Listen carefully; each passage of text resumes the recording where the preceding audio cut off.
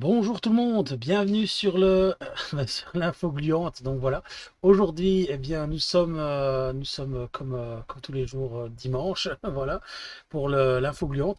Donc aujourd'hui, on reçoit Monsieur Djedav. Donc voilà, on va un peu parler de lui, on va un peu parler de ce qui se passe et tout le reste. Donc voilà, Djedav est un streamer qui est sur Twitch et qui stream depuis quand même assez bien longtemps. Donc voilà, vous saurez tout un peu ce qui va se passer. Donc j'espère que vous allez apprécier ce moment avec Djedav. Donc comment dire ça? Eh bien, on va laisser la parole bientôt à Djedav avant le jingle, bien sûr.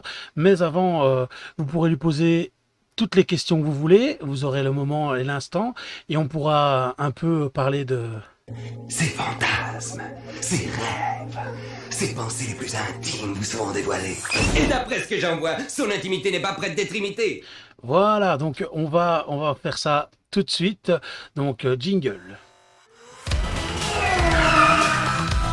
Voilà, bonjour Djedav, voilà, tout le monde te voit. Donc, pour parler de ta chaîne un peu, quelles sont les fonctions un peu plus de ta chaîne pour donner envie aux personnes qui sont ici de venir voir ta chaîne? Donc voilà. Bah alors, du coup, moi, mon empreinte, vraiment ma signature, c'est que la plupart du temps, j'interagis beaucoup avec le chat et je passe mon temps aussi beaucoup à suivre l'actualité parce que plus que tout, je suis passionné par l'actu du jeu vidéo surtout. Donc bon, je suis un peu comme un journaliste finalement. Mhm. Et puis en fait, comme j'ai un point de vue aussi plus technique, programmeur, comment fonctionnent les moteurs. Du coup, j'apporte souvent mon point de vue sur comment est fait tel jeu. Je donne mon avis. Après, j'explique aussi aux viewers si ça les intéresse, s'ils veulent me poser des questions de comment ça marche, par exemple, je sais pas, le ray tracing.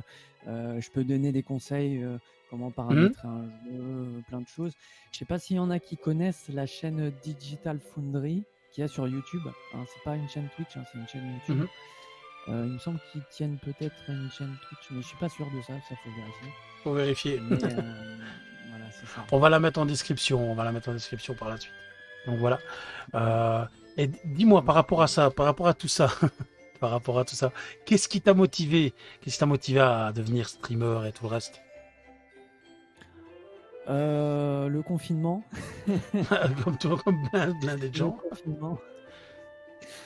Le télétravail, ouais, parce que du coup, ça, mine de rien, ça a créé un lien social quand même, Mhm. Twitch. Donc c'est quelque chose qui me manquait.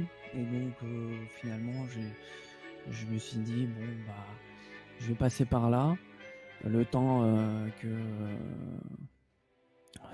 qu'on soit plus confiné, hein, Ouais, ce qui est comme plein de gens, et après... mais bon, je comptais aussi continuer à streamer parce que finalement ça me plaît. Je stream quand même très très régulièrement en ce moment, c'est quasiment tous les jours. Je fais pas que du gaming aussi, ça dépend des périodes, hein, j'ai pas de planning prédéfini. Mhm. On est à peu près garanti que je stream tous les jours, mais par contre, il se peut que pendant une période donnée, je vais faire que de la programmation, quoi. Ah ouais. Ouais. Et justement, je travaille sur un jeu que je développe moi-même tout seul pour l'instant. Peut-être avec d'autres gens plus tard, je ne sais pas. Donc, donc excuse-moi, quand tu parles de programmation, c'est bien dans la branche du jeu vidéo, c'est bien ça? Alors voilà, là c'est vraiment un projet personnel, donc c'est pas pour ma boîte ou quoi que ce soit. Euh, et, euh, et comment dire, voilà, pour l'instant je suis que sur la partie programmation, il n'y a pas de graphisme, mais je m'occupe aussi du graphisme. Enfin, je suis vraiment tout seul pour tout. Il n'y a que la musique que je ne saurais pas gérer. Mhm. Je suis nul en musique, je suis à chier, donc c'est pour ça je dis que peut-être que plus tard je demanderai l'intervention de quelqu'un. Mais voilà, pour l'instant j'ai pas de vision sur On ne dit pas qu'on si est, ça va. on ne dit pas qu'on est à chier, on dit juste qu'on n'a pas les compétences adéquates. Donc voilà, Ouais, c'est un peu j'ai pas mieux, la voilà. fibre, C'est un peu voilà. mieux, donc voilà. Mais bon, comment dire ça? Où en es-tu par rapport à ça, par rapport à ta programmation, par rapport à ça, dans quelle tu te situes, en quelle position, plus ou moins, pour savoir, comme tu dis novice, mais bon, comment, essaye un peu de développer par rapport à ça, si tu veux bien. Ah ouais. Bah alors, ah bah c'est bien, il y a des images là, t'as prévu le truc là. Ah oui, bah, c'est Unity en plus, ouais, Tout à du fait. coup, voilà, je fais mon jeu sur Unity. Donc c'est le moteur que Je j'ai regarde ton payé. stream, je m'informe, je regarde ton stream, je m'informe, hein, je le sais bien, hein. Et ouais, bah c'est bien, t'as mémorisé même le Voilà. moteur quoi. Et qu'est-ce que je voulais dire? On parlait de programmation, donc dans Ouais. le domaine que tu fais, Alors quel est au ton niveau départ, par rapport à... alors le niveau du projet au départ, forcément quand tu commences c'était novice et puis là ça commence déjà à devenir un peu plus poussé, un peu plus niveau expert quand même. D'accord. Mais après moi mon niveau c'est bac plus 5, donc cadre ingénieur à peu près ces eaux-là. Après j'ai Mhm. fait de la recherche, euh, euh, donc c'est un peu plus quoi avec de l'expérience en recherche dans le milieu scientifique. Mhm. Euh, voilà après bon.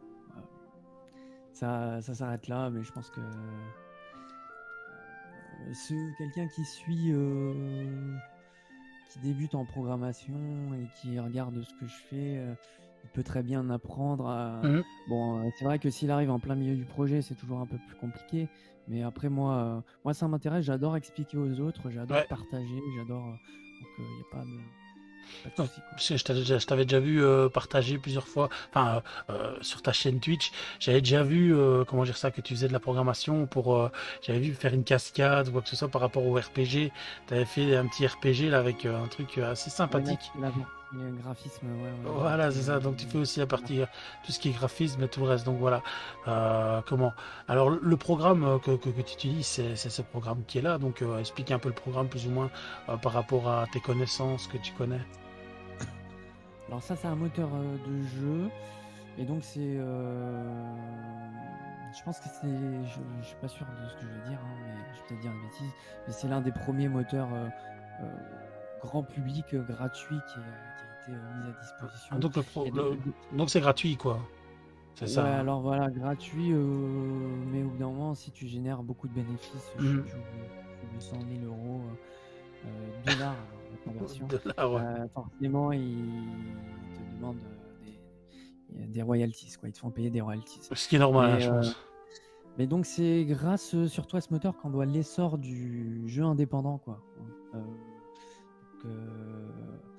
Donc, voilà, c'est un moteur, c'est le moteur des indépendants.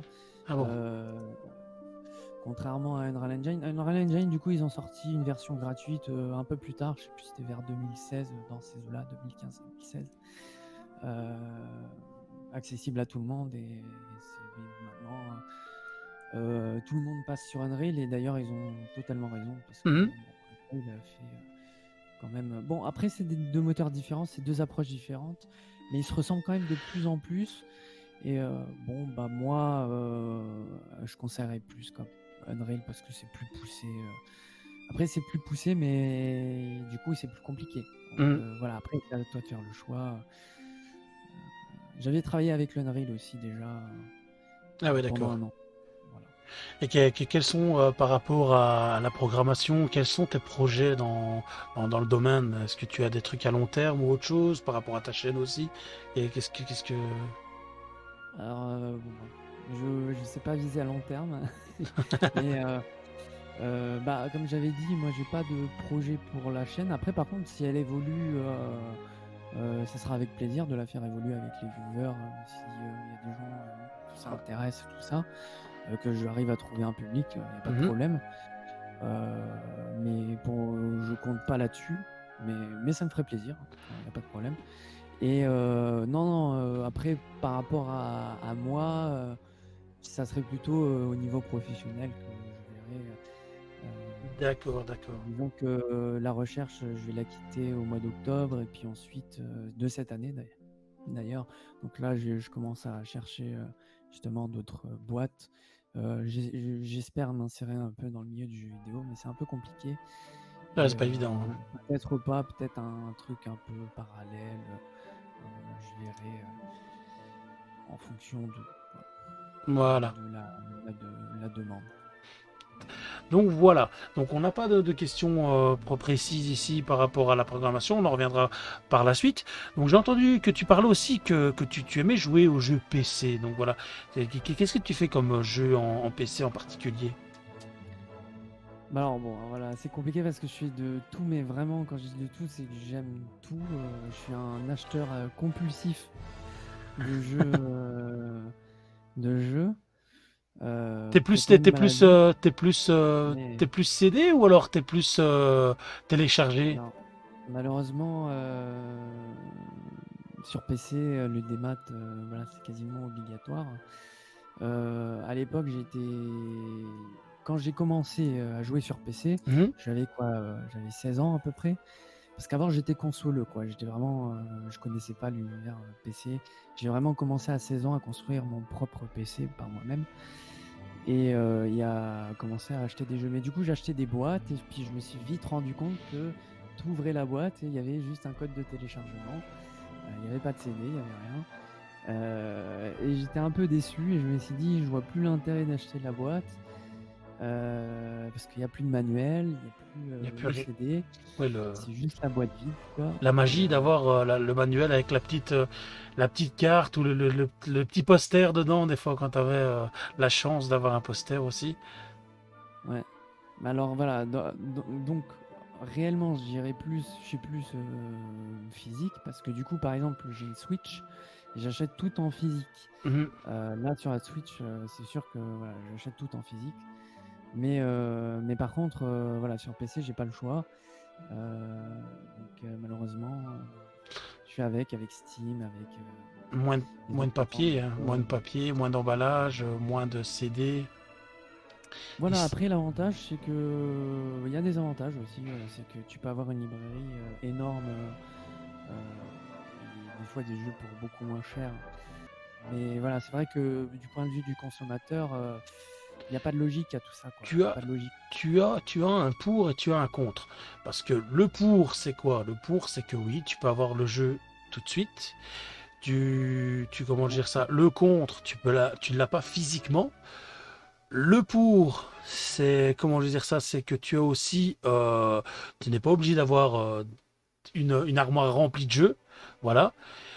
Le contre, c'est que tu as l'usure des CD. L'usure des CD, eh bien, avec le temps, une clé, c'est intemporel. Donc voilà, ça c'est le pour. C'est une clé, c'est intemporel. Une clé de jeu, l'actives sur ton compte, et c'est fini. Tu vois, tu l'as à vie, quoi. Alors, je voulais juste dire, il y a UFC Que Choisir, c'est une association en France de protection des consommateurs qui a Mhm. voulu attaquer Steam, la plateforme de Steam, parce que en fait, il disait que c'était pas normal que les jeux qu'on achetait à 60 euros sur Steam à plein tarif, euh, on ne possédait pas notre propre copie du jeu Mhm. et que le jeu nous appartenait pas. Alors appartenait, dans la loi, le produit nous appartient pas forcément, il appartient à son créateur, Oui. mais ils attaquaient ça et en fait Steam avait dit, nous, on pourrait, en fait, pour s'adapter à la nouvelle loi que voulait mettre UFC Que Choisir, parce qu'il disait, soit vous proposez un service de location de jeux vidéo, soit vous changez vos règles et vous donnez possession alors je sais pas exactement à quel niveau tu possèdes le jeu, mais ils avaient parlé de ça. Et Steam avait dit qu'en fait il pourrait potentiellement limiter la durée de vie du jeu à 99 ans par exemple. C'est-à-dire que tu payes et au bout de 99 ans, ta clé elle est révoquée et tu n'as plus accès au jeu. Mais ils l'ont pas fait. Ils l'ont pas fait. Il me semble que l'UFC a arrêté les poursuites. Mais par contre, en ce moment, il y a un climat de conflictuel entre les lois européennes et les lois américaines sur la protection des données personnelles. Et en fait, les lois américaines sont totalement différentes. Le gouvernement a accès aux données personnelles des citoyens, en fait, pas autant que la Chine, mais il n'y a pas la même protection en Amérique qu'en France. Et en fait, c'est les lois américaines qui sont appliquées qui sont appliquées en Europe en tout cas. Et du coup, il y a un conflit entre l'Europe et l'Amérique. Et peut-être qu'il y aurait des services qui seront dans l'avenir. Tu vois, c'est pas des services qui ils peuvent mourir à tout moment, ou alors ils devront s'adapter à un moment ou à un autre en fait, aux lois européennes. Donc potentiellement, il se peut que dans l'avenir, certains perdent l'accès temporairement à leur bibliothèque. C'est pas pour faire paniquer, mais c'est la réalité des choses. C'est-à-dire que T'imagines? rien t'appartient. Moi qui ai une grosse palette, t'imagines? J'ai une grosse palette de jeux quand même. Surtout en plus avec Epic Games, je pense que c'est Epic, je pense, Game qui fait ça, les jeux un peu à gratos quoi. Donc c'est un petit peu le rituel des gens, hein. Le mercredi, il y a tout le monde qui va sur Epic Games télécharger le jeu gratuit. Donc voilà, je sais pas encore un placement de produit, mais bon, c'est quand même assez gratifiant, on va dire, hein. Donc voilà. Donc Une petite info, parce que c'est un sujet qui m'intéresse. vas-y, dis-moi. Si vous avez, comment dire, ouais, je sais plus ce que je voulais dire. Je laisse perdu. Ouais, bon, Tu c'est pas parlais grave, de clé Steam, tu parlais de programmation et perte de compte temporaire, ouais, de perte de compte. temporairement. C'est pas un problème. Ouais, temporairement. Ah voilà, c'est ça. C'est que maintenant, on a remarqué que la plupart des jeux, ils passent sur des modèles qui sont Game as Service. En fait, les serveurs, ça coûte très cher à entretenir. Et maintenant, les éditeurs, ils commencent à comprendre qu'il faut avoir une vision à long terme, beaucoup plus long terme que ce qu'ils pensent, notamment sur la préservation du jeu vidéo. Donc il y a Phil Spencer qui en a pas mal parlé d'ailleurs. Et il parlait que par exemple le Game Pass, ça serait un modèle qui serait viable à l'avenir, par exemple pour proposer des jeux. En fait, il y aurait une petite team de développement qui travaillerait, qui serait financée par les revenus générés par le Game Pass, et qui permettrait de mettre à jour les vieux jeux qui ne fonctionnent plus sous les nouvelles versions de Windows, sur les nouveaux hardware, etc. Et afin de préserver les jeux vidéo. Et en fait, il y en a qui ont fait le choix, par exemple Xbox, ils ont fait le choix du modèle du Game Pass, mais du coup, il y en a d'autres qui font le choix du Game as Service. Et en fait, le Game as Service, tous les revenus qui sont générés par les microtransactions, tout ça, sont reversés justement sur des frais d'entretien de serveurs, de tout ça, pour des vieux jeux qui sont beaucoup moins joués. Donc en fait, tout le monde en tire bénéfice. Les gens se plaignent souvent de ça, mais tout le monde quand même en tire bénéfice. Même si moi c'est un modèle que j'aime pas, malheureusement. C'est vrai que c'est toujours un peu pénible, les microtransactions, mais ça quand même, voilà, je voulais souligner quand même que ça a des effets bénéfiques. Mais bon, là on s'écarte du sujet, on parle même plus de moi, on parle de l'actu. Voilà, c'est ça. Tu as raison. Voilà. Donc voilà, je te laisse t'exprimer. Voilà, c'est ce qui te tient à cœur aussi. C'est parler un peu de toi, parce que tu parles un peu de ce qui te tient à cœur, toi. Donc voilà, donc c'est un sujet qui nous intéresse aussi, hein. Donc voilà, on voit un peu quel genre de personnalité tu es, et sur quoi tu aimes bien aller parler, sur quel sujet. Donc voilà. Donc aussi en matière de jeu, hein, enfin en matière de jeu, voilà, tu joues beaucoup aux jeux PC, donc on en a bien compris que tu étais quelqu'un qui était mordu de jeux en PC, donc voilà. Donc on a aussi et c'est aussi des personnes qui se posent la question, et qui devraient se poser la question. Il y a plus, comment dire ça, il y a plus de jeux que tu achètes sur PC ou alors tu as aussi des jeux sur console? J'ai entendu dire que tu avais aussi une Switch, mais euh, en matière de jeux de console, comment dire ça, et à quelle console as-tu déjà joué en fait? Alors, je reviens juste par rapport au PC. Quand je dis je joue à des jeux PC, euh, majoritairement, finalement, je joue à des jeux consoles, quoi, parce que c'est pas, quand je joue pas à des jeux typiquement faits pour le PC, par exemple, des Un jeux de émulateur peut-être? stratégie. Je voulais parler des jeux de stratégie, des jeux de gestion, tout ça, c'est typiquement des jeux PC. Euh, Moi, finalement, je me retrouve à jouer à des jeux consoles. Je joue à la manette d'ailleurs, même sur PC, je joue à la manette. Mhm. Donc, je joue à des jeux de bagnole, à Ça, des c'est jeux. le truc honteux à avouer, hein, que tout le monde revient à la manette quand même, malgré tout, hein. C'est le truc honteux parce que tout le monde dit ah, rien de tel qu'un bon FPS avec la souris et le clavier. Mais quand tu regardes, tu joues à GTA ou quoi que ce soit, directement, tu reprends vite une Bah manette. oui. Bah en fait, t'as tout sous la main, quoi. Le PC, t'es obligé de te tordre les doigts. T'as des Ouais, boutons qui sont regarder les à l'autre touches. bout. Même si tu m'as bien les touches, c'est pas autant ergonomique. Une manette, c'est conçu spécialement pour le jeu vidéo, quoi. C'est c'est un accessoire fait pour ça. Un clavier, c'est pas fait pour le jeu vidéo à la base. Après, la souris, son but, c'est de pointer. Donc, ça colle très très bien au FPS où là, effectivement, il y a besoin d'une très bonne précision qui est Voilà, moins adaptée c'est ça. pour les joysticks. Mais si tu sors de ça, euh, après, moi, je suis partisan. Moi, je suis pas quelqu'un qui joue pour la compétition. Donc, même les FPS, moi, j'y joue. Je sais que c'est un affront pour certains, mais j'y joue à la manette parce que j'ai envie d'être à l'aise et parce que moi, je suis pas là pour avoir de la performance, montrer que j'ai du skill ou quoi que ce soit. Moi, pour moi, c'est je joue détente, quoi. Euh, voilà. Mais en tout Ok, cas, voilà, d'accord. ouais, je joue sur console aussi, je joue sur Switch, je joue sur PS4. Alors malheureusement, j'ai pas de boîtier d'acquisition parce que je suis pas riche. Après, Et pourquoi il faut être riche pour avoir un bâton de papier ah oui, d'acquisition? mais en fait, je galère, j'ai d'autres frais à payer Un peu en comme dehors tout. de ça. Moi, Euh, c'est le premier truc que j'ai fait, c'est acheter un boîtier d'acquisition parce que j'ai trouvé ça dégueulasse que tu pouvais pas jouer à des jeux de console sur PC et pouvoir le streamer.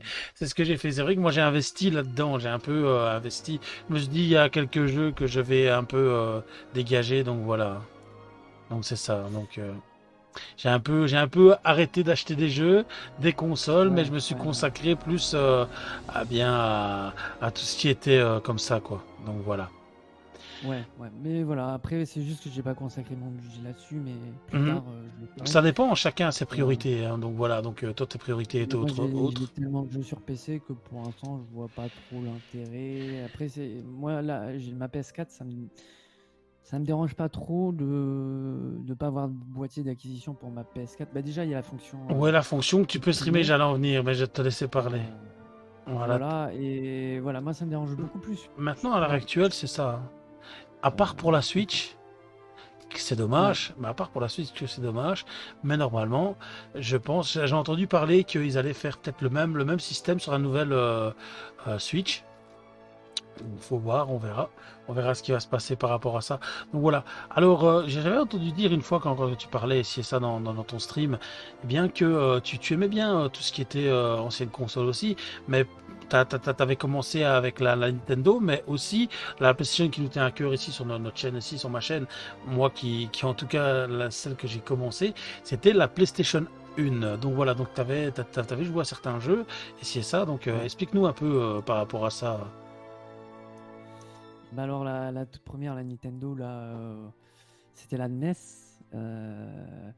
Donc elle est sortie, j'étais même pas né, mais moi, mes parents, c'était mon oncle qui me l'avait passé parce que j'avais pas de console. Je pense que j'avais 4 ans, quelque chose comme ça. J'avais à peine de jeux, donc j'avais La Belle et la Bête, Ah ouais, La d'accord. Belle et la Bête et Super Mario Bros, le tout premier. J'arrivais, bon, j'étais jeune, c'était mon tout premier jeu vidéo, donc j'arrivais pas à passer le premier niveau. Et si je l'avais passé un moment, et puis je passais le deuxième niveau avec. J'avais des plateformes en forme de champignons, là, je m'en souviens plus trop. Mhm. Et puis j'allais pas plus loin, quoi. Après, je galérais. La Belle et la Bête, par contre, j'avais bien avancé. Il y avait des batailles de boules de neige, je m'en souviens, j'avais adoré. Ouais. Mais voilà, ça, j'avais que 2 jeux. Puis très vite, après, euh, quand j'ai vu mon cousin jouer sur la Game Boy. Et Ah ouais. j'ai vu la petite image. Pour moi, c'était très joli. Pour moi, c'était comme si c'était miniaturisé et que du coup, les pixels étaient Était plus moins petits que ça et important. tout. Ouais, je me suis dit, oh, c'est très joli, la qualité de l'écran, excellente et tout. J'avais l'époque. Maintenant, excuse-moi de te couper, maintenant tu proposes ça à un jeune de maintenant, il te lance ça à la figure, hein, littéralement. Ouais. Et le C'est ça. 3D, et le 3D, il est où? Le 3D, il est où? Et quoi? Il y a pas rétroéclairage, et les couleurs, et les couleurs. Voilà, c'est comme ça, quoi. Et ben, moi, je le voulais, mais ma mère, elle m'a dit non, c'est pas pour toi. Faudra que tu attendes tes 6 ans. Et du Aïe. coup, j'ai attendu. Et entre-temps, il y a eu la Game Boy Color qui est sortie. Après, j'ai eu la Game Boy Color. Oui, Donc, moi, j'étais jeune, j'avais 6 ans. la J'ai couleur. joué à Pokémon principalement.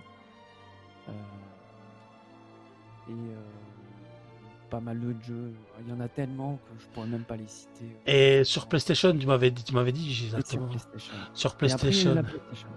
La Après, il y a eu PlayStation, tu m'as dit que tu avais commencé à jouer à des démos, donc voilà, un peu des ouais, démos. C'est ça, hein. les démos, les démos que tu achetais dans les magazines. Je sais même plus si c'était les magazines PlayStation, il me semble que c'était ça. Euh, Oui, il y avait aussi la démo aussi de la console. Quand tu achetais la console, tu avais une démo en fait dedans. Des fois, ils te proposaient ça parce que le jeu, comme il coûtait excessivement cher, eh bien, tu avais des jeux comme celui qui passe là exactement. C'était vraiment le jeu le démo, quoi. Voilà. Il y avait démo 1, démo 2, démo 3. Je pense que c'était comme ça. Et tu savais jouer à des jeux comme ceci. Donc voilà. Toi, t'as joué à quel jeu là-dessus? Moi, je me rappelle, j'ai joué à des jeux comme. Il y avait Final Fantasy VII aussi en démo, je pense. Et il y avait ouais, aussi. ouais. Oui, j'avais déjà vu Final Fantasy VII. Et il y avait aussi Crash Bandicoot et tout le reste. Donc voilà. Par exemple, PlayStation Magazine, ouais, c'est ça. Tekken aussi. Gran Turismo. Des jeux comme ça. Tekken, Grand Turismo. Euh, Moi, je me souviens de Medieval aussi, Wipeout, Destruction Derby 2. J'avais adoré la démo du 2, hein. Le 1, j'aime pas. Ouais, Destruction Derby pixelisé 2, le 1. j'ai adoré. Hein? Voilà, il y avait aussi Ridge Racer aussi. En premier Ouais. démo one, il y avait Ridge Racer. Wipeout, bah en plus on le voit. Ouais, je me souviens plus parce que je suis jeune, donc tu sais, les souvenirs, ça, au bout d'un moment, ça s'efface. Mais ouais, j'ai quand même quelques souvenirs de tout ça. J'avais la démo de Tekken 2, il me semble. Et après, voilà, après j'ai commencé à acheter des jeux sur PlayStation 1. Après, quand je dis j'ai, c'est mes parents surtout, hein, j'étais très jeune. Ça se J'ai présentait plus ou moins comme ça, tu vois. Et il y avait le jeu Abyss Oddworld, le premier Ah ouais, jeu je là, l'ai pas avec fait. l'extraterrestre. Ouais. C'était Je l'avais pas, affreux hein. total. Regarde les jeux plus ou moins qu'on avait. Abyss, mais voilà, l'Odyssée d'Abyss. Voilà, Overboard, il y avait Rapid Racer, Ridge Oui, Racer, Overboard. Poursuite Il y Challenge. avait SSX aussi, le jeu de snowboard là, Ouais, SSX. ouais, c'est ça, Hercule. Hercule, s'il te plaît. C'est des jeux, voilà, tu vois, c'est Overboard. Voilà, tu vois un peu la démo de certains jeux qui sont là. Donc voilà, il y avait Demo One, il y avait plein de trucs comme ça. C'était pas mal en fait. Mais c'était Ouais. plus mon époque, c'est vrai, parce que bon, moi je suis dans les années 80, donc voilà. Après on a monté aux années 90. Les années 90, c'est vrai que, allez, on avait commencé à avoir 10-12 ans, tu vois. Donc à ce moment-là, dans les années 90, nous on commençait à avoir des jeux ainsi, c'était autorisé. Parce qu'avant, le jeu vidéo était consacré à la base, au début, pour les adultes. Parce que les jeux étaient tellement compliqués que voilà. Moi je me rappelle, j'ai joué à des jeux sur ordinateur, mais les premiers qui sont sortis, tu devais marquer, tu avais une grosse disquette comme ceci, tu avais des codes à encoder, tu devais marquer des codes exprès pour faire fonctionner le jeu. Donc voilà, c'était un peu, c'était atroce quoi. Toi, en matière de jeu, regarde, ce jeu-là, il t'aurait bien plu, je pense, hein. World. Regarde, c'était un jeu avec un bateau. Il fallait prendre des caisses, tirer dedans. Donc voilà, ça t'aurait un peu bien plu. Peut-être pas maintenant, mais tu vois un peu. À l'époque, ouais. Ouais, bah, du coup, j'ai pas eu la chance de le faire. Mais par contre, pour les jeux que j'ai vus sur PlayStation, j'ai eu Spyro, Oui, j'ai eu le 2. J'ai pas eu les autres, j'ai eu que le 2. J'avais adoré Spyro. J'ai eu Tekken 3. Tekken 3 que pour moi, c'est l'un des meilleurs jeux de combat que tout à j'ai fait. pu faire de ma vie. Avec un autre jeu de combat, Bloody Roar, mais là il est un peu moins connu. Bloody Roar sur PS2, du coup, c'était pas sur. Il y en avait peut-être un sur PS1, mais moi j'ai fait le Bloody Roar sur PS2. Mhm. Euh, mais ouais, voilà, je sais plus qu'est-ce que j'ai. Siphon Filter, C'est for Fighter, ouais, voilà, c'est ça. Siphon Fighter. Après, j'étais jeune et puis du coup, je jouais des jeux qui n'étaient pas à mon âge. J'avais même Quake. J'avais Quake. Ouais, Je pense que c'était le 2, Quake 2 sur PS1. Et d'ailleurs, ma mère avait compris que c'était un jeu violent et elle me le mettait, elle me le cachait, elle me le mettait en hauteur pour pas que j'y joue. Et en fait, le jeu il m'intéressait pas, c'est-à-dire que j'y jouais pas. Mhm. Et en fait, à un moment, je me suis rendu compte quand même, il manque un jeu là. Et, Il manque, il y a un trou. et en fait, du fait qu'elle l'a caché, du coup, j'avais encore plus envie d'y jouer. Oui, Si elle avait pas caché, j'y jouerais. Enfin, tu vois, le jeu, je l'aurais mis de ouais, côté, j'y aurais voilà, pas quoi, joué. t'aurais pas joué, Et quoi. du coup, je passais mon temps à frauder. Je prenais la chaise et puis je montais, j'ouvrais l'armoire. En matière d'anecdotes comme ça, j'en ai une bien croustillante que en fait moi je voulais en fait j'avais vu les pubs qui passaient à la TV en fait c'était un jeu sur PlayStation 1 c'était Worms à Ah, Armageddon. Donc voilà, tu voyais, tu avais des petits verres et tu devais éclater les petits verres et ci et ça. C'était vraiment terrible, c'était vraiment bien. Et j'ai tellement voulu ce jeu-là, c'est ça que j'ai emmerdé mes parents pour avoir justement ce jeu-là. Et personne ne voulait me l'acheter parce que ça coûtait cher, c'était voilà quoi. C'était quand même assez coûteux à l'époque pour les jeux. Et bon, comment on parle en francs si c'était en francs hein, à l'époque, eh bien j'ai été trouver mes grands-parents, je leur ai demandé pour m'acheter Worms Armageddon. Donc voilà. Alors le problème qui s'est posé, c'est que voilà, j'ai commencé à avoir mon anniversaire et mon anniversaire, eh bien on m'a offert le Worms. J'étais tout content chez ça. Et quand j'ai déballé la boîte, eh bien figure-toi que au lieu d'avoir Worms Armageddon, j'ai eu Carmageddon. Carmageddon qui avait rien à voir avec, c'est un jeu ah de oui, voitures je zombies vois très là, bien. Oui, un oui. peu bizarre du style au film que l'autre Jason Statham il a joué là, je sais plus, c'est un film dans une prison qui doit faire des courses de voitures et péter les voitures, donc c'est un peu le même style, hein, donc voilà. Donc je me suis retrouvé un peu bête quoi, de me retrouver avec un jeu comme Carmageddon que à la base je ne pouvais même pas jouer parce que j'avais pas l'âge requis. Donc voilà, donc c'était un peu litigieux. Donc voilà, j'ai dû attendre avec ce jeu-là. Ma mère ne voulait pas que j'y joue et j'ai dû attendre quelques années avant d'y jouer pour me retrouver à me dire ben voilà, j'ai eu un jeu pour je pense que c'était pour mes 12 ans, je pense. J'ai eu un jeu pour mes 12 ans et pour finir, j'ai pas pu y jouer avant mes 15 ans quoi. Donc voilà, plus ou moins parce qu'avant avec la restriction était plus grande, hein. Maintenant, allez, le domaine du jeu vidéo est un peu plus exposé aux jeunes. Maintenant, comment un enfant de 4 ans, il a déjà une tablette en main, tandis qu'avant, c'était un peu tabou tout ça.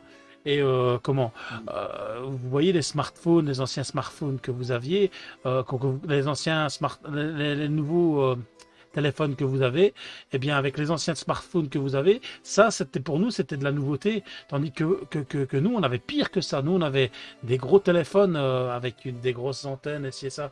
Euh, C'était pas mal, donc voilà, on était un peu, on était un peu des G.I. Joe, des G.I. Joe aussi, c'était la bonne époque aussi, à jouer avec ça dans le jardin. Moi, j'ai même connu le Minitel. Alors, je sais pas si c'est mes parents qui étaient pas riches et du coup, genre, ils étaient en retard sur la technologie.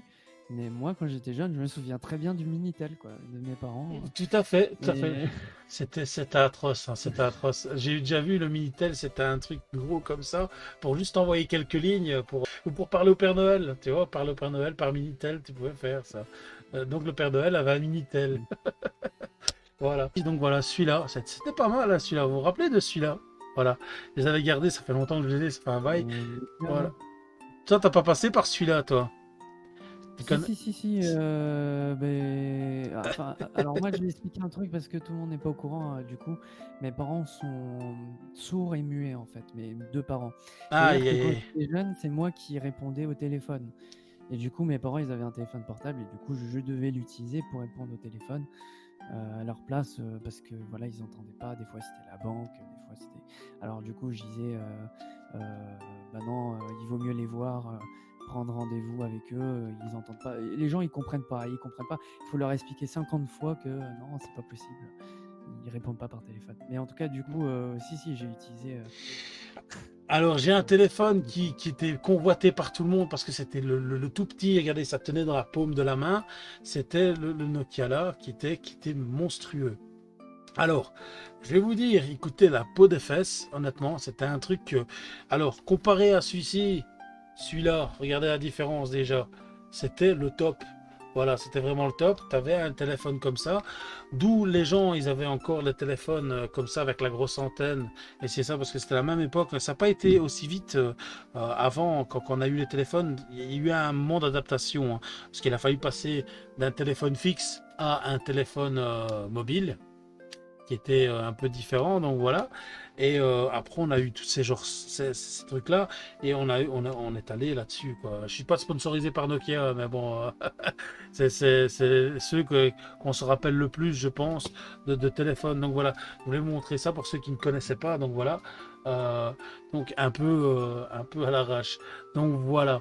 Donc, pour revenir à la discussion, parce qu'on part un peu à gauche à droite, mais bon, c'est parce que voilà, c'est comme ça, c'est comme ça le live, c'est bien, c'est un peu parler de tout et de rien, donc parler de ce qu'on aime et ce qui nous passionne. Donc voilà. Dis-moi vraiment, à quel âge as-tu joué à ton premier jeu vidéo et comment dire ça, comment ça s'est passé le contact avec le jeu? Dis-moi. Bah alors, bah c'est difficile à dire parce que quand t'es jeune, tu sais, la mémoire, elle s'efface. Mais moi, j'irais vers 4 ans. Je pense que c'était vers 4 ans quand j'ai dit que du coup, j'avais la NES. Mhm. Du coup, je sais pas, je me souviens plus quel jeu j'ai fait en premier. Soit c'était Super Mario, soit c'était La Belle et la Bête. Mais à mon avis, ça devait être Super Mario Bros, mon tout premier jeu sur NES. Et voilà, après, quel effet ça m'a fait? À mon âge, disons que j'étais pas spécialement impressionné. Le déclic, ça a vraiment été quand j'ai vu la Game Boy, en fait. C'était C'est là portable. où ouais, il y avait le côté portable et je ne saurais pas dire, mais pour moi, la qualité de l'image, elle m'a sauté aux yeux. J'ai fait, waouh, c'est joli. Pour moi, c'était magnifique, hein, c'était. Ouais, je comprends. Je connais ce Et sentiment, je l'ai eu pourtant, aussi. la NES, c'était plus joli, je pense, mais bon, je sais pas, ça m'a pas marqué spécialement la NES. Je m'ennuyais dessus d'ailleurs, hein, sur la NES, ça m'intéressait pas spécialement. J'y jouais pas beaucoup. Par contre, là où j'ai commencé à jouer, c'est quand j'ai eu la Game Boy Color. Ah oui, oui, ok, d'accord.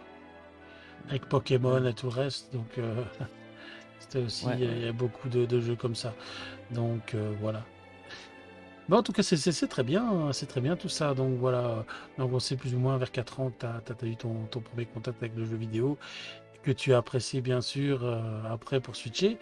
Comment je veux dire, j'ai entendu dire aussi que tu jouais, tu aimais bien jouer sur des jeux, mais un peu plus près des jeux de PlayStation 2. Donc tu as eu une PlayStation 2, je pense.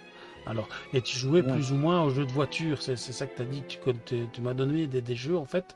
Les jeux que tu m'as dit, c'était plus des jeux de voiture. Donc voilà, est-ce que tu sais en parler un peu? Ouais, alors, ouais, les jeux de bagnole, je pense que c'est, bon, ça s'estompe avec le temps, mais c'était peut-être un peu ma passion à l'époque. J'étais vraiment féru de caisses, d'automobile, et grâce aux jeux vidéo en plus, hein. Donc j'ai surtout découvert en tout premier lieu avec Destruction Derby 2 sur PS1, mais quand je suis passé à la PS2, c'est là où j'ai commencé à vraiment adorer. Donc il y a eu les... Alors sur PS1, j'avais aussi Need for Speed Hot Pursuit, c'était mon tout premier Need for Speed. Puis ensuite, sur PS2, je suis passé sur du Underground. Ouais, ce qu'on a là ici, mais Need pas for tout de Speed suite. Underground. Ouais. Pas tout de suite. J'avais plutôt fait... J'étais plutôt de la team Burnout en fait. J'avais commencé avec Burnout 3, Takedown. Il faut savoir que la PS2, moi je l'ai eu vraiment longtemps après parce qu'elle coûtait cher. Je sais plus si c'était 600 euros. Je sais même pas si c'était en euros ou pas. Mais enfin, c'était très cher. Moi, Genre, la première que j'ai achetée, c'était peut-être 500 plus euros. de Donc, 400. 500, ouais. moi, c'était 500 donc j'avais acheté. C'est ma première. C'était la Slim, moi, que j'ai acheté. Ma première PS2, ça a été celle-là. C'était pas la Fat. Et Need for Speed, ouais, c'est ça. Need for Speed. Peut-être que je me trompe en disant 600, mais c'était assez cher pour mes parents. Donc on a dû attendre que ça baisse. Ah oui, Midnight Club 3, tu fais bien de le montrer. C'est vrai que j'y ai pas pensé, mais Midnight Club 3, ça a été un jeu du cœur. Mais je l'ai pas découvert avec la PS2, je l'ai découvert avec la PSP. La PSP, ils l'ont fait sur PSP. Le jeu, il était comme sur PS2. Très un peu moins fin, mais quand même très réussi. Il y avait tout le contenu dedans, il y avait vraiment tout. J'ai passé des journées entières sur ma PSP dessus. Mais ouais, j'étais plus du coup de la team Sony. Pas par choix, c'est parce que mes parents ils m'achetaient la PlayStation et voilà, j'avais pas mon mot à dire. 3000 francs, on dit ici que tu as 3000 francs là, à la sortie de la PS2. Ouais, justement, Ouais. c'est comme il a eu très tard, il a pas su l'acheter la première. Moi, je l'avais acheté en euros, donc voilà. Donc voilà, ici, on a un peu tout ce qui est il y a Micro Machine et tout le reste. C'était pas mal la PS2 aussi. Hein. Ouais. Bah voilà, et du coup j'avais commencé avec Underground 1, pas le 2. Et ensuite j'ai fait Underground 2 et bizarrement, contrairement à beaucoup, j'ai pas trop aimé Underground 2 parce que j'avais pas aimé le monde ouvert. Je préfère les courses très circuits qu'il y avait dans le 1. Donc voilà, après il y a eu Most Wanted, alors là j'avais adoré, c'était open world, mais j'ai quand même adoré. Après j'avais un peu moins adoré Carbone, tout ça. Donc ouais, j'étais bon client là-dessus. Gran Turismo, j'ai vraiment découvert que plus tard, avec la PS3, avec Gran Turismo 5, j'avais acheté Gran Turismo 5 Prologue parce qu'ils vendaient la démo, ça coûtait 35 euros il me semble, la démo du Gran Turismo. Et il y avait juste un circuit. Et là, au niveau des bagnoles, je sais plus combien il y en avait, peut-être une ou deux, je sais même pas. Mais je m'amusais à battre le temps, le record. J'avais joué au moins facilement 30 heures à tourner en rond sur le même circuit tout le temps. Et je kiffais, surtout qu'à l'époque, Gran Turismo sur PS3, c'était photoréaliste et tout, c'était assez impressionnant. Oui, tu as des voitures de tous les jours hein, que tu pouvais modifier toi-même, et c'est ça. Et c'était pas dans le tuning, hein, c'était vraiment la modification circuit. C'est du pro, hein, Ouais. c'est ça qui était bien. Donc voilà. Alors on a toujours fait. Moi j'ai joué à Gran Turismo, j'ai joué au 1 et au 2. Et même le 2, je restais longtemps dessus. Je me rappelle que je faisais encore les 24 heures le week-end, je faisais les 24 heures. Donc je devais rouler pendant 24 heures. Je me relayais avec mon frère pour jouer, donc c'était pas mal, honnêtement, sans déconner. Je me rappelle de ça, donc 24 heures, c'était vraiment 24 heures, hein, c'était vraiment des vraies courses. C'était pour gagner la Formule 1, donc tu gagnais la Formule 1 en fait. Et dans le 2, tu gagnais la voiture avec les 1000 chevaux, là, la voiture rouge, la Suzuki, je pense. C'était atroce, c'était la voiture la plus rapide du jeu en fait. 1200 chevaux, quelque chose comme ça. Donc c'était, 1200. ouais, c'était exagéré. Avec les ailerons rouges, c'était vraiment la voiture avec les ailerons hyper méga longues. C'était un avion en fait, on l'appelait l'avion en fait. Donc voilà, c'était ça c'était pas mal hein, en tout cas, c'était vraiment pas mal. Donc voilà. Ben voilà, on a parlé un peu de tout et de rien ici. Donc voilà, dans, dans cette vidéo. Donc voilà, ici on arrive presque à la fin de l'émission. Donc voilà, j'ai quelques questions encore à te poser et que les gens voudront peut-être savoir. Donc voilà, alors ici, bon, quel jeu conseillerais-tu aux personnes ici qui vont voir le live? Quel jeu tu pourrais conseiller dans dans toute la connaissance que tu as par rapport au jeu? Quel jeu conseillerais-tu et sur quelle plateforme? Ah, c'est compliqué là. Ça dépend vraiment des gens. Du coup, je peux pas conseiller en général. Il y en a qui préfèrent les RPG, il y en a qui Oh, mais préfèrent. dans ton domaine à toi, je Mais parle, hein. moi, Qui te représente le plus, le jeu qui te représente le plus. c'est compliqué à choisir. Je dis que j'adore les jeux de bagnole, mais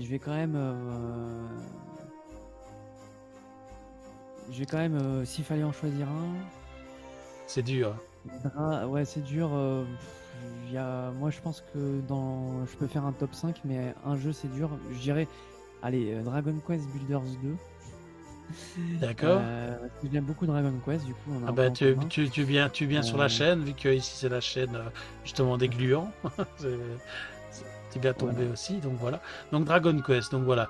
Et c'est le jeu qui te représente le plus que tu aimes en fait, ton jeu de cœur. On va dire en premier. Bah, ouais, parce que du coup,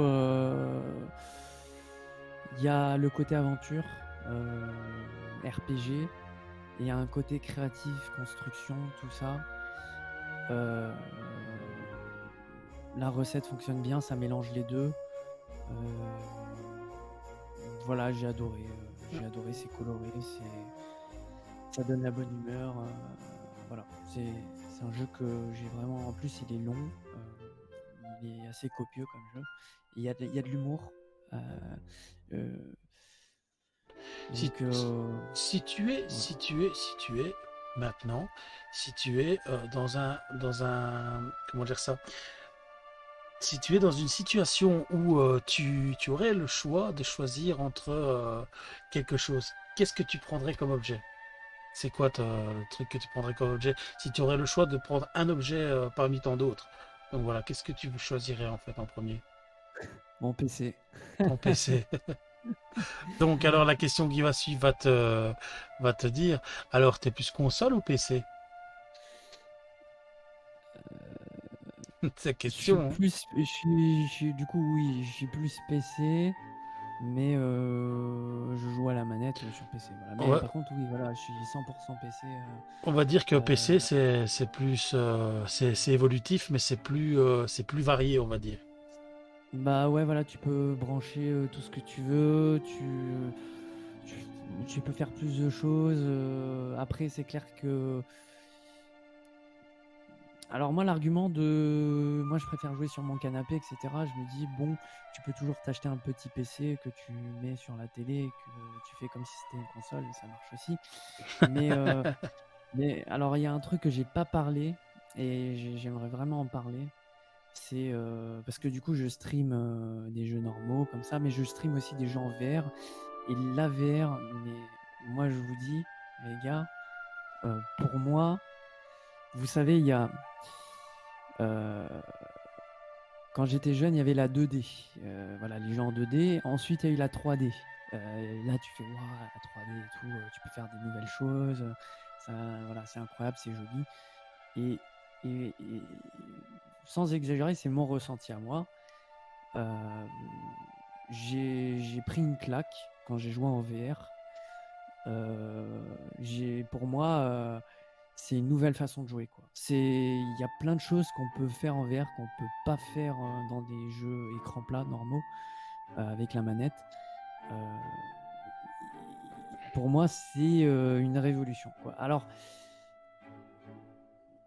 il y en a qui vont dire ça coûte un peu cher. Moi, je suis pas totalement d'accord. Après, voilà, on n'a pas le temps pour ce débat-là, je pense. Mais euh, moi, je conseille pour ceux qui veulent vraiment avoir des expériences qui sont rafraîchissantes, qui changent vraiment, ceux qui en ont un peu marre, qui veulent découvrir des nouvelles choses. La VR, faut vraiment essayer, quoi. Au moins une fois.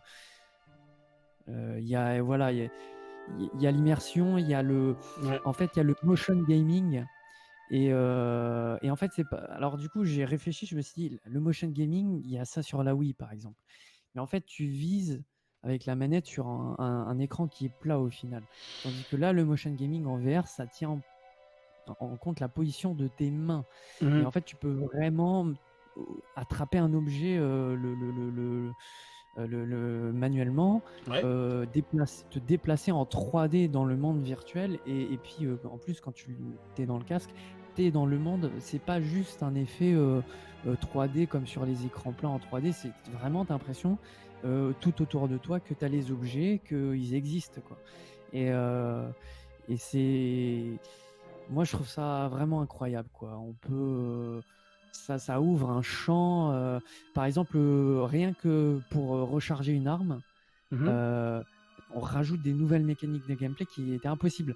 Sur une manette, tu appuies sur un bouton, ça recharge l'arme. Là, euh, toi, manuellement, tu dois retirer le chargeur. Alors, c'est pas tous les jeux qui font. Il y a des jeux VR qui simplifient, qui font du casual. Mhm. Mais il y a d'autres jeux VR où tu retires manuellement le chargeur. Tu vas chercher dans ta poche, manuellement, avec ta main, en bas, et tu ramènes le chargeur. Ensuite, tu tires t'engages la douille, quoi, Comme en vrai, quoi. et Vraiment, ça va beau, ça.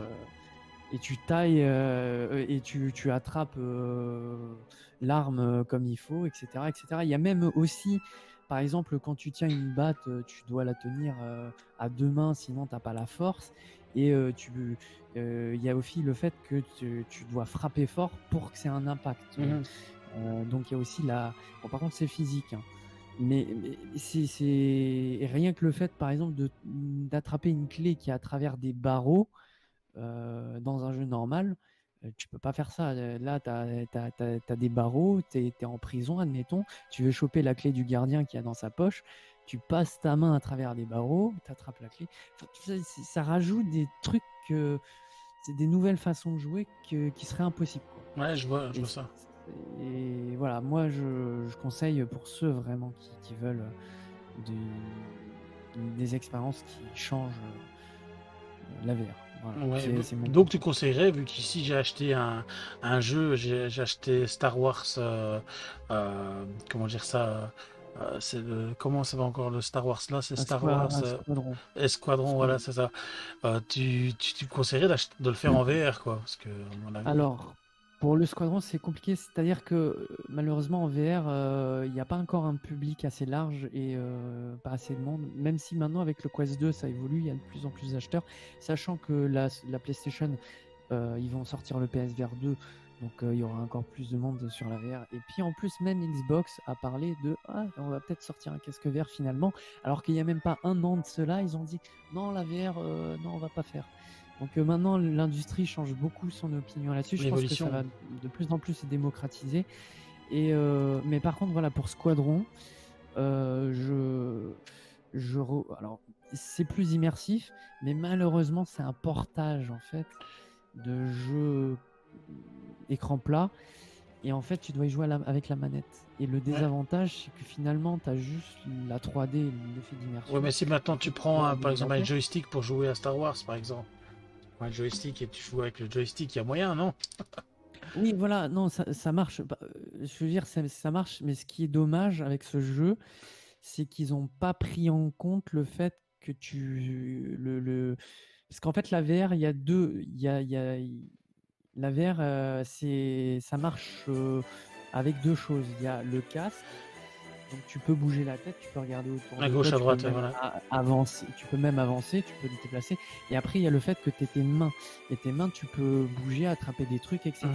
Et le fait de jouer à la manette sur Squadron, ça casse tout. Alors qu'en fait, moi, je me dis, ils auraient pu faire un truc qui est génial. C'est qu'en fait, les tableaux de bord, ils sont super bien modélisés. Mhm. Et qu'en fait, avec le motion gaming, avec tes mains, tu touches les petits boutons.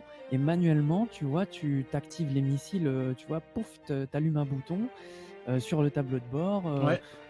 tu changes des trucs et puis tu tires le levier, le manche, tu sais, euh, mais dans le monde virtuel, tu vois. Et ça, c'est vraiment dommage, quoi.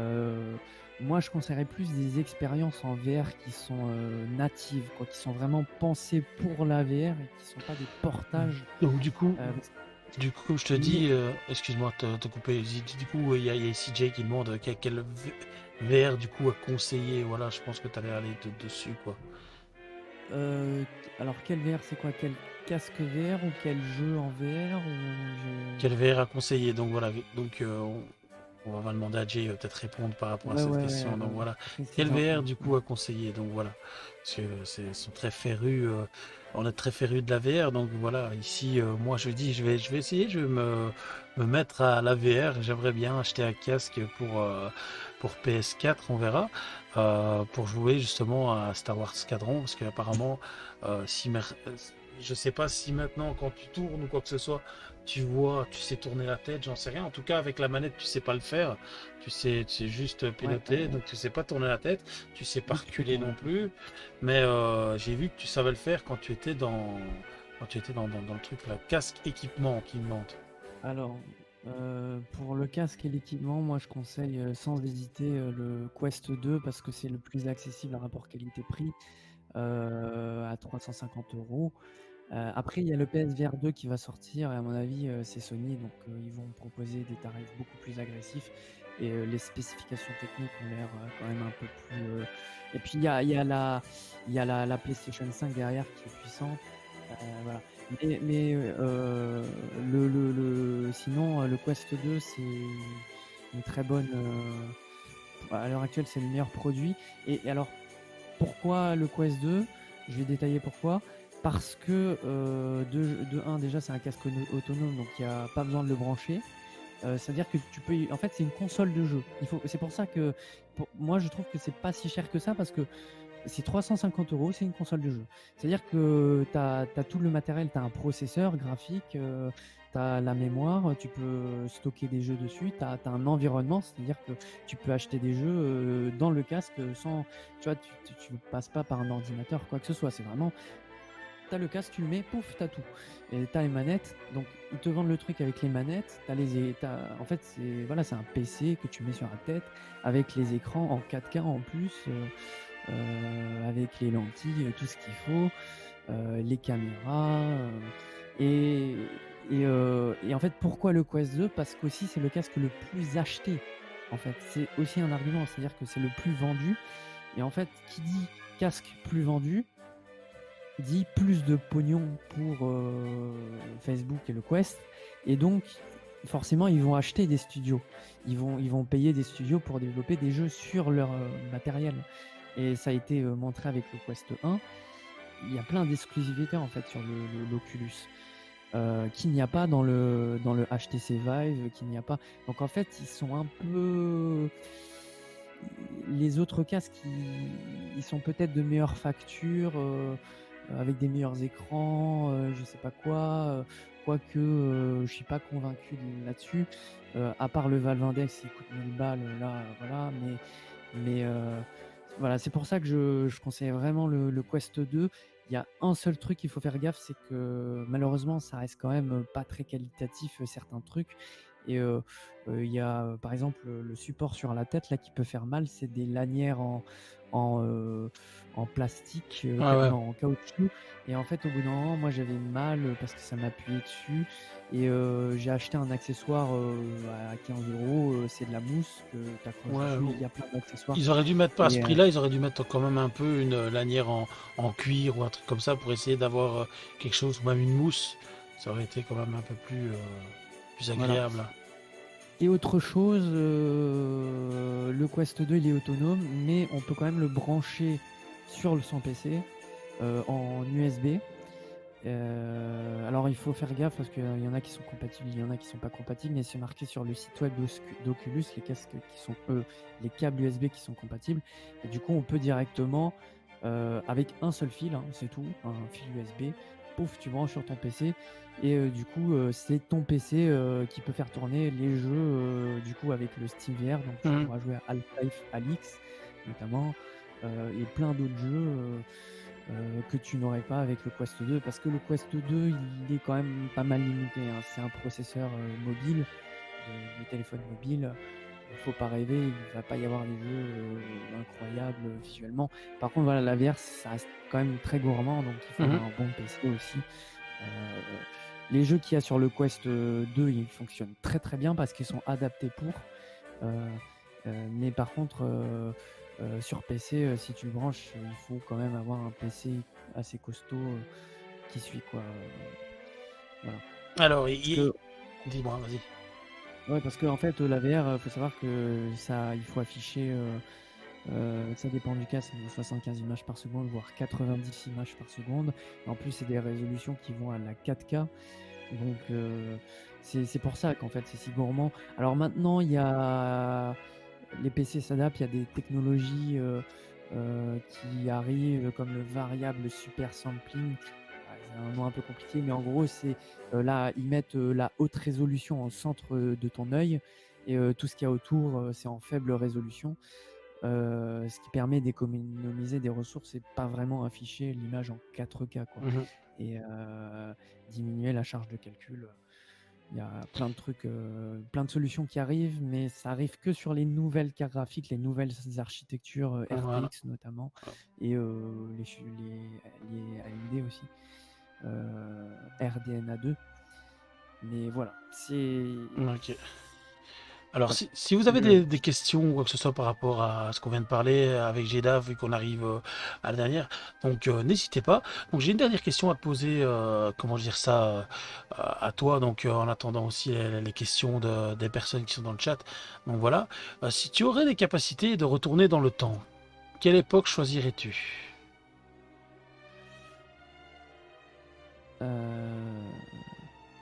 Ouais, je pense l'époque... En termes de console, En termes de tout? là, je ne serais pas déterminé, mais je dirais mes 8-9 ans avec la PS1. Parce que mine de rien, avec la PS1, c'est plus là où je m'amusais avec mes amis en écran splitté, on branchait plusieurs manettes.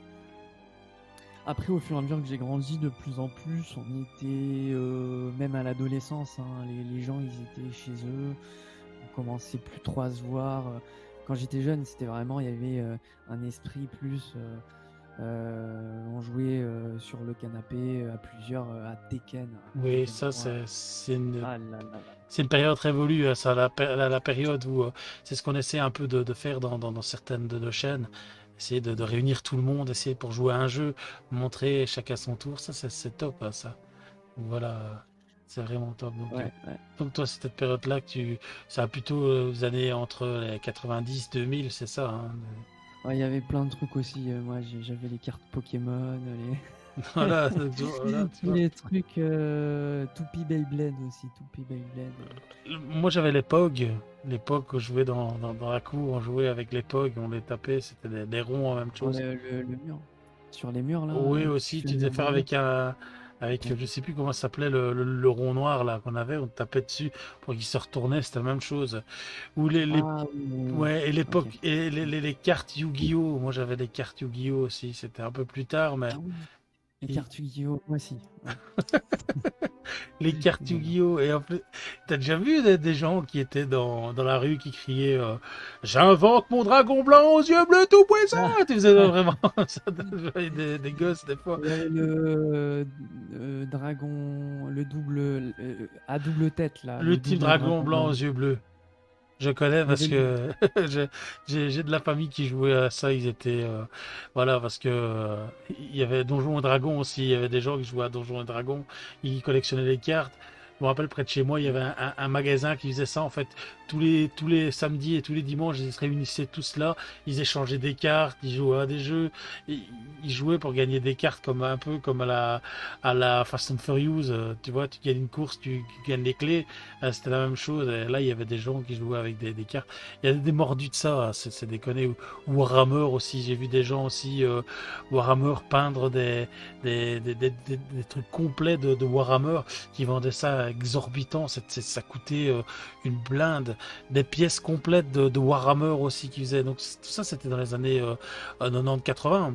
Bien que c'est toujours actuel hein, pour certains. Mais bon. Voilà quoi, c'était l'époque où tu faisais ça. Donc j'avais un jeu aussi, je me rappelle, c'était un jeu société, je pense. Je me rappelle plus c'est quoi le nom. C'était un jeu avec, tu avais des tours et tout ce qui s'en suit, et tu avais des armées que tu devais bouger. Et c'était immense, c'était grand. Je sais plus c'était quoi. Tu jouais ça sur, même une table. Tu savais pas jouer ça sur une table tellement que c'était grand. Il y avait une grosse carte et tu mettais, t'avais des châteaux, t'avais des, je ne sais plus c'est quoi comme jeu. Ou le jeu même ne fût-ce qui faisait là que c'était un peu style console, que tu mettais le DVD dans le truc, c'était le jeu Atmosphere. Ça c'était pas mal aussi. C'est des anciens jeux qui te mettaient, oui, mais ça te menait dans le futur, quoi, sans spécialement, parce que comme je disais avec Monsieur G la semaine passée, eh bien il y a des jeux qui, enfin il y a des trucs qui te faisaient, en fait c'était le futur du passé. Le futur du passé, c'est quoi? C'est un peu le futur du passé, ça veut dire que c'était le futur rétro. Donc voilà, tu as une vision du futur, mais qui est basée sur l'époque où tu es. Donc voilà, nous on a une vision du futur plus tard, mais de notre époque, donc parce qu'on ne sait pas, ça n'a pas encore été inventé. Donc c'était ça, le jeu Atmosphere, c'était un peu ça, c'était un jeu qui était dans le futur, comme par exemple Star Wars. Quand tu as Star Wars, eh bien tu es tu es dans le futur, tu vois les ordinateurs et tout le reste. Mais si tu regardes les ordinateurs de maintenant, on n'a rien à voir avec les ordinateurs qu'on voyait là. Comme Retour vers le futur aussi, tu avais les anciens écrans, tout s'ensuit. C'était basé sur ça, mais tu voyais que tu pouvais, tu pouvais comment je sais, avoir un avenir, mais avec la pensée de maintenant, quoi, du temps où tu étais. Donc voilà, c'était ça. Donc toi, pour toi, c'était les années 90 et 2000. Donc voilà. Ouais. Alors, ben voilà, ben, en tout cas, on s'est régalé avec toi. On pourra encore en parler pendant des heures. Donc voilà, mais bon, on va un peu arrêter là. Donc voilà, mais honnêtement, ça nous a fait vraiment plaisir de te recevoir sur l'info gluante. Donc voilà, avec tout ça. Et honnêtement, tu m'as fait l'honneur de venir sur ma chaîne, donc n'hésitez pas à aller sur sa chaîne pour ceux qui vont voir la vidéo. Donc voilà, si ça vous a plu, eh ben, n'hésitez pas. La semaine prochaine, on aura quelqu'un d'autre aussi qui va venir sur la chaîne, on pourra parler et discuter. Donc voilà, c'est tous les dimanches à 14h. Donc voilà. Alors, on va en rester là, malheureusement, ça se termine, donc voilà. Et on a toujours le mot de la fin, c'est la tradition, c'est le mot de la fin. Donc pour toi, Jeddah, c'est achète-toi un portable branché sur ta TV pour jouer sur ton canapé, ça fera aussi bien le taf. Voilà. Ah. C'est ça. Sur ce, bonne soirée, enfin bon après-midi et bonne soirée à tout le monde. Donc voilà, bon dimanche, merci. Salut, salut. Tchuss.